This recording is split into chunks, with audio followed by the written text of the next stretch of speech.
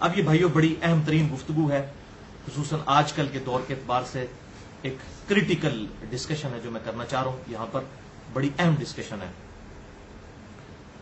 وہ یہ بھائیوں کہ بیت المقدس میں انبیاء کرام علیہ السلام کا جمع ہونا یہ خالصتاً معجزہ ہے۔ اس واقعے کی جو تفصیلات جتنی احادیث میں آئی وہ تو ہم بیان کر سکتے ہیں، باقی اس کی جو کیفیت ہے، موڈ جسے ہم انگلش میں کہتے ہیں، یہ متشابہات میں داخل ہے۔ یہ ہم سمجھانے کے لیے باتیں ضرور کرتے ہیں احادیث کی روشنی میں، لیکن اس کو کوئی فزیکلی اس طریقے سے عام آدمی آبزرو نہیں کر سکتا کہ وہاں پر جتنے لوگ موجود تھے، ورنہ بھائیوں ایک مسجد میں کم و بیش 1,00,000 کے قریب لوگ جمع ہوں تو پورے شہر کے اندر شور نہ پڑ جائے۔ اب وہ لوگ ادھر کے ادھر ہی تھے، یہ ساری ایکٹیویٹی ہوئی لیکن کسی کو پتہ نہیں چلا بیت المقدس کے اس یروشلم کے سٹی کے اندر، کیونکہ یہ ایک ان سین بیریئر تھا، ایک برزخ کا معاملہ تھا عوام الناس اور انبیاء کرام علیہ السلام کی ان ساری ایکٹیویٹیز کے درمیان۔ تو یہ دنیا کی زندگی کے اوپر اس سے قیاس نہیں کر سکتے، کیونکہ لوگ اسی کی بنیاد کے اوپر عجیب و غریب جھوٹے واقعات بیان کر کے دین کا جنازہ نکالنے کی کوشش کر رہے ہیں، وہ بیسیکلی اپنا جنازہ نکال رہے ہیں۔ دین تو انشاءاللہ اللہ تعالیٰ اس کی حفاظت فرمانے والا ہے۔ اور اس حوالے سے مجھے ہمیشہ جو ہے وہ ایک شخصیت کے اوپر اس حوالے سے بہت غصہ آتا ہے، اور میں کو فتویٰ لگائے بغیر امام جلال الدین سیوطی المتوفا 911 ہجری، انہوں نے کتاب لکھی ہے شرح الصدور فی الاحوال القبور، قبروں کے حالات کے اوپر۔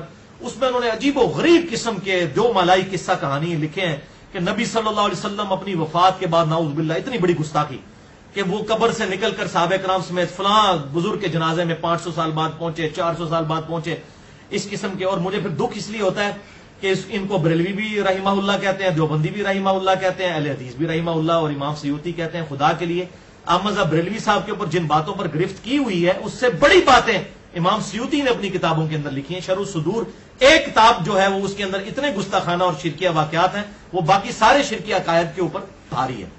اور اسی حوالے سے یہ جو ایک بڑی چیز مشہور بھی ہے کہ واقعہ معراج میں گفتگو ہوئی التحیات للہ والصلوات والطیبات، یہ بھی امام سیوطی نے لکھا ہے، یہ دنیا کی کسی حدیث میں نہیں ہے، یہ تو آپ صلی اللہ علیہ وسلم نے بخاری اور مسلم میں آتا ہے، قرآن کی آیات کی طرح یہ چیزیں تعلیم فرمائی تھی۔ اور اس میں الفاظ ہے جب یہ تم سلام پڑھو گے اللہ تعالیٰ ہر نیک آدمی تک سلام پہنچا دے گا۔ یہ کوئی سٹوری نہیں تھی شب معراج کی، یہ دنیا کی کسی حدیث میں موجود نہیں ہے، یہ بھی سیوطی صاحب کا کارنامہ ہے کہ انہوں نے اپنی کتاب کے اندر لکھا اور چیزیں عام ہوگی، کوئی سند اس کی موجود نہیں ہے۔ تو بہرحال وہ اس قسم کے واقعات لکھتے ہیں اور پھر لوگوں کو موقع مل جاتا ہے۔ بہرحال اس حوالے سے یہ دو ایکسٹریم رویے ہیں واقعہ معراج کے اعتبار سے۔ ایک ایکسٹریم رویہ یہ ہے کہ لوگ اسے خالصتاً دنیاوی اور جسمانی طور پر، جس طرح ہم جسمانی طور پر یہاں موجود ہیں، اس قسم کی معراج کو مانتے ہیں، وہ یہ ایک ایکسٹریم ہے۔ اور دوسری ایکسٹریم پر وہ لوگ ہیں جو اس سے خالصتاً روحانی ایک سفر اور ایک خواب کی کیفیت کو مانتے ہیں، یہ دوسری ایکسٹریم ہے۔ جبکہ درمیان میں اہل سنت کا منہج یہ ہے، یہ اگرچہ ہے تو جسمانی ہے لیکن اس کا موڈ، اس کا میڈیم برزخی ہے، متشابہات میں داخل ہے، کوئی باہر کا آدمی اسے آبزرو نہیں کر سکتا تھا۔ ورنہ تو جناب وہاں پر ایسے معاملات جو ہوئے کہ 1,00,000 کے قریب لوگ بیت المقدس میں جمع ہوئے ہوں تو وہاں تو جناب شہر میں شور پڑ جانا چاہیے تھا، سب لوگ ہی اپنے اپنے، وہاں پہ یہودی موجود تھے، حضرت موسیٰ علیہ السلام کی زیارت کر لیتے آ کر، کرسچن جو ہے حضرت عیسیٰ علیہ السلام کو دیکھ لیتے۔ خدا کے لیے ایسا کوئی معاملہ نہیں ہوا، یہ ان سین بیریئر تھا، کسی کو نظر نہیں آیا، کیونکہ یہ ایک پردہ ہے۔ جس طرح یہاں پہ فرشتے موجود ہیں، قرآن کی محفل کے اوپر فرشتے ہوتے ہیں لیکن ہمیں نظر نہیں آ سکتے، ایک بیریئر ہے اس کے دوران۔ اس کی حکمت کیا تھی انبیاء کرام علیہ السلام کو جمع کرنے کی؟ اس میں نے ایک پورا لیکچر دیا ہے، مسئلہ نمبر 13 حیات خضر علیہ السلام کے اوپر، جس میں نے بتایا کہ خضر علیہ السلام نبی صلی اللہ علیہ وسلم کے مبارک دور سے پہلے فوت ہو چکے تھے، نہ اس دور میں زندہ تھے، نہ قیامت تک کوئی موجود ہیں، ورنہ ان کے اوپر وہ فتویٰ قرآن کا لگ جائے گا جو قرآن حکیم سورہ آل عمران آیت نمبر 81 اور 82 کے اندر ہے کہ اللہ تعالیٰ نے انبیاء کی ارواح سے عہد لیا تھا کہ جب میں تمہیں نبوت اور حکمت دوں اور اس کے بعد میرے پیغمبر صلی اللہ علیہ وسلم تشریف لے آئے تو تم سب نے ان پر ایمان لانا ہے اور دین کے معاملے میں ان کی مدد کرنی ہے، اور اس پہ تم میرا بھاری ذمہ اٹھاتے ہو، تم ایک دوسرے پر گواہ ہو جاؤ، میں بھی تمہارے ساتھ گواہوں میں شامل ہو جاتا ہوں، اور اس کے بعد جو پھرا تو وہ فاسقوں میں ہوگا۔ اتنا بڑا فتویٰ اللہ تعالیٰ نے انبیاء کرام علیہ السلام کو کہا۔ تو اگر حضرت خضر علیہ السلام موجود ہوتے تو ان پہ تو واجب تھا کہ وہ نبی صلی اللہ علیہ وسلم کے ساتھ کہیں غزوہ بدر میں، غزوہ احد میں، کہیں غزوہ خندق میں کوئی ضعیف روایت ہی نکال کے بتا دیں ہمیں کہ موجود ہوں، کبھی ایمان لائے ہوں. اللہ نے تو فرمایا ایسا شخص تو فاسق ہی ہو جائے گا.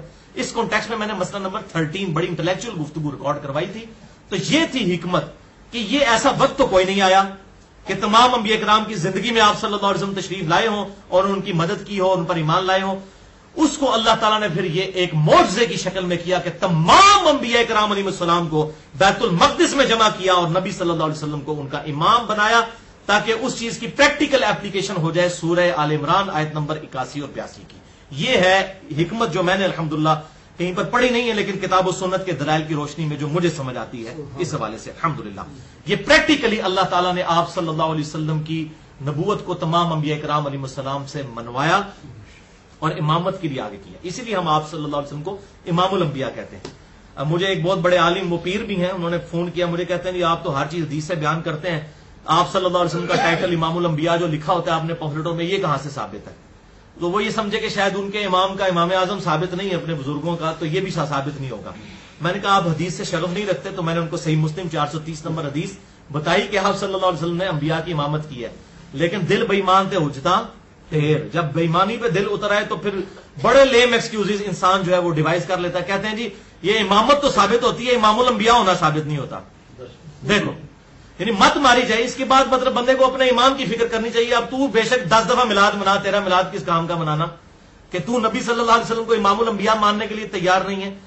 تو میں نے اس کو بتایا کہ بھائی صحیح مسلم کے اندر جو امامت کی 4 شرائط آئی ہیں نا، ان میں پہلی شرط یہ ہے کہ جس کے پاس قرآن کا سب سے زیادہ علم ہو، کتاب اللہ کا، وہ امام ہو.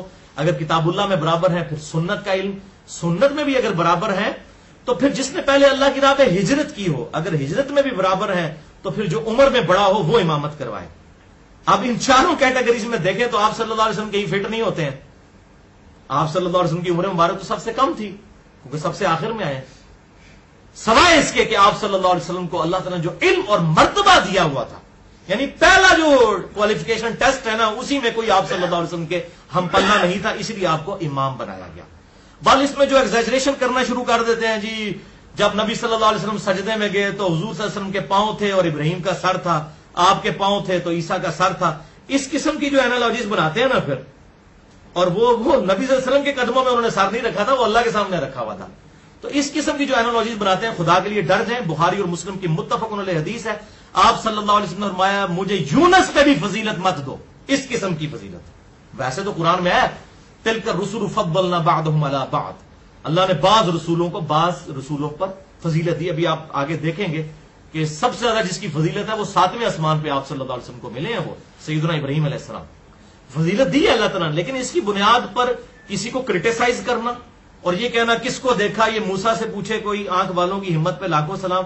موسیٰ علیہ السلام اور نبی صلی اللہ علیہ وسلم کو کمپیئر کروانا، بھائی موسیٰ علیہ السلام کو اگر مرتبہ ملا انہوں نے ارن کوئی نہیں کیا تھا، اور نہ نبی صلی اللہ علیہ وسلم نے خود ارن کیا ہوا ہے، یہ تو وہ بھی ہے اللہ کا عطا کیا ہوا ہے، اس کے اوپر کسی کو کرٹیسائز نہیں کر سکتے. اور آپ نے تو بات ہی لپیٹ دی بخاری اور مسلم کی متفق علیہ حدیث، مجھے یونس پہ بھی فضیلت مت دینا. کیوں؟ یونس علیہ السلام وہ واحد پیغمبر ہے جن پر اللہ تعالیٰ نے عتاب فرمایا ہے. قرآن حکیم کے اندر موجود ہے اتنی سخت الفاظ سورہ الصافات کے اندر کہ اگر یونس اللہ سے معافی نہ مانگتا ان الفاظ کے ساتھ جو سورہ الانبیاء میں آئے، لا الہ الا انت سبحانک انی کنت من الظالمین، سورہ الصافات میں آتا ہے کہ اگر وہ ہم سے اس طرح معافی نہ مانگتا پھر اس دن ہی مچھلی کے پیٹ سے نکالا جاتا جس دن مردے اپنی قبروں سے نکالے جائیں گے. اتنا عذاب اس پیغمبر کے بارے میں آپ فرما رہے ہیں مجھے یونس پہ بھی فضیلت مت دینا. اس طرح کی فضیلت، ویسے فضیلت ہے الحمدللہ، لیکن اس میں دوسرے کو نگیٹ کرنا، تو اس کے لیے ایک ٹرم استعمال ہوتی ہے کہ ہم تفضیل بین الرسل، تفضیل عربی میں کہیں گے، فضیلت بین الرسل کے قائل ہیں، تفریق بین الرسل کے قائل نہیں ہے. جو ہے نا لا نفرق بین احد من رسلی، ہم رسولوں میں ایمان لانے میں فرق نہیں کرتے. یہ تفریق بین الرسل اور تفضیل بین الرسل، اس میں بھی میرا ایک لیکچر ریکارڈ ہے. تو تفریق بین الرسل حرام ہے، تفضیل بین الرسل قرآن میں ہے. تلک الرسل فضلنا بعضهم علی بعض، یہ اللہ کے رسول ہیں، بعض کو بعض پہ اللہ تعالیٰ نے خود فضیلت دی ہے. تو یہ بھی ایک کریٹیکل مسئلہ تھا. اور اس حوالے سے یہ جو ضعیف روایتیں پیش کی جاتی ہیں سیدہ عائشہ اور حضرت معاویہ رضی اللہ تعالیٰ عنہما کے حوالے سے کہ انہوں نے کہا کہ یہ خواب میں معراج کا واقعہ ہوا تھا، تفسیر تبری میں پچھلی دفعہ ڈسکس کر چکا، بالکل جعلی روایتیں ہیں وہ. اور جو منکرین حدیث ہیں وہ بخاری مسلم کو چھوڑ کے ان روایتوں کے پیچھے پڑتے ہیں. کیوں کہ انہوں نے اپنا رزلٹ پہلے فکس کیے ہوئے ہیں نا. تو صحیح حدیثوں کا بھی انکار کرتے ہیں, کہتے ہیں جی یہ ضعیف ہے. پھر اگر ہم نے صحیح بتانی شروع کر دی نا اور ان کا چٹا بٹا کھولنا شروع کیا, پھر یہ کہیں گے نہیں یہ روایتیں ضعیف ہیں. تو یہ 2 نمبر پالیسی نہیں ہونی چاہیے. اور اس حوالے سے ایک صحیح بخاری کی جو حدیث ہے انٹرنیشنل نمبر کے مطابق 7517 نمبر, شریک بن عبداللہ والی روایت, یہ بہت کریٹیکل روایت ہے. انشاءاللہ میں اس کو اگلی دفعہ ڈسکس کروں گا, کیونکہ اس حدیث کے آگے الفاظ ہیں کہ جب نبی صلی اللہ علیہ وسلم کی آخری ملاقات حضرت موسیٰ علیہ السلام سے ہوئی, جبکہ 5 نمازیں جو ہیں وہ ڈیفائن ہو گئی, تو اس میں آگے الفاظ ہے وَاسْتَيْقَظَ وَهُوَ فِي مَسْجِدِ الْحَرَامِ, اس کے بعد جب میں اٹھا تو میں مسجد حرام میں تھا. تو یہ غامدی صاحب بھی اس روایت کو پیش کر رہے ہوتے ہیں. وہ کہتے ہیں دیکھیں آپ صلی اللہ علیہ وسلم نیند سے بیدار ہوئے تو مسجد حرام میں تھے. تو ہم اس کی تعویل یہ کرتے ہیں کہ اس سے مراد ہے جب میں اس فیز سے اس فیز میں واپس آیا, نہ کہ نیند سے اٹھنا یہ مراد تھا. بل اس حوالے سے جو بھی ڈسکشن ہے وہ اگلی دفعہ ہوگی انشاءاللہ دیدار الہی کے کانٹیکسٹ میں, کیونکہ اسی حدیث میں اس طرح کے الفاظ بھی موجود ہیں. انشاءاللہ تعالی ہم اگلی دفعہ ڈسکس کریں گے.